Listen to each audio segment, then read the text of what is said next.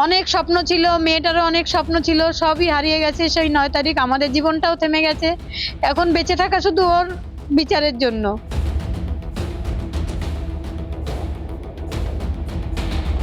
যে সন্তানকে হারিয়েছেন অকালে সেই সন্তানের খুনিদের বিচার ব্যবস্থায় এত বিলম্ব, এত টালবাহানা, এ যেন আর সহ্য করতে পারছেন না কাদম্বিনীর মা বাবা। তবু অন্ধ মানুষ যদি লাঠির ওপর ভরসা হারিয়ে ফেলে তবে কি চলে? তাদের অবস্থাটাও এখন তেমনই। কিন্তু সিবিআই কোর্টে মিথ্যে কথা বলছে, এ তারা মেনে নিতে পারছেন না। তাদের সঙ্গে যোগাযোগ না করেও কোর্টে সিবিআই বলছে কাদম্বিনীর বাবা মায়ের সঙ্গে যোগাযোগ রাখা হচ্ছে।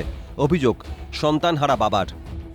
কোর্টে দাঁড়িয়ে যে এত মিথ্যা কথা এত সহজে বলা যায়, সেটাই একটা দেখে আশ্চর্য হচ্ছে। সিবিআই আমাদের সঙ্গে যোগাযোগ, বিচার তো হচ্ছে না, সুপ্রিম কোর্টে যে মনিটরিং হচ্ছে, সেটাও যে মিথ্যার উপরে দাঁড়িয়ে মনিটরিং হচ্ছে, সেটা তো আমরা আশ্চর্য হয়েছি।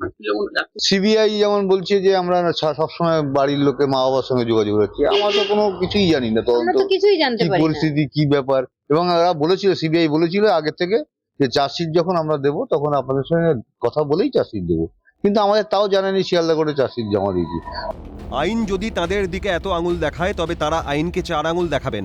আইনের লড়াই লড়বেন আইনি পথেই, হুঁশিয়ারি অসহায় বাবা মার।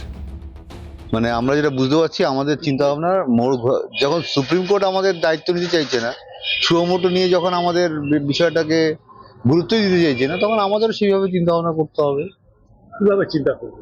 সেটা এখন আমাদের সমস্ত আইন বিশেষজ্ঞদের সঙ্গে কথা বলে কি কি ব্যবস্থা নেওয়া যায় সেভাবে ব্যবস্থা নিতে হবে। কি ব্যবস্থা? মানে সেটা তো এখন জানি না, আন্দোলন নয়, আইনের ব্যবস্থা আইনের পথেই হবে। সুপ্রিম কোর্ট আমাদের জন্য কিছু করবে না, এটা আমরা ভালোই বুঝে গেছি। আশা হারালে তো চলবে না, আশা হারালে তো মেয়ের বিচারই পাবো না। হতাশ কিছুটা হয়েছি, কিন্তু আশা হারাইনি।